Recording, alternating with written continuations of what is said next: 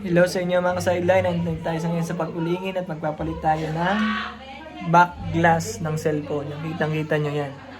Sirang-sira, basag na. Papalitan na. Ito iPhone 11 Pro Max ang LCD nito. Ang cellphone na to. Papalitan natin ng back glass. Bye-bye. At yan, okay na po. Naalis na natin po ang back glass ng cellphone. Yan, kitang-kita nyo. Ang hirap tanggalin. 3 oras ko ito ginawa. Ayan. Ngayon, ikakabit na natin ang back glass. At ayan, okay na po. Pinalitan natin ang back glass. Yan, napaka-quality. Yan. Nakita nyo, napakaganda ng kape. 3 hours ginawa. Yan, kung interested ka magpagawa ng laptop, computer, cellphone, printer, iPad, iPhone, message mo lang ako para mas schedule natin ang paggagawa. Bye-bye!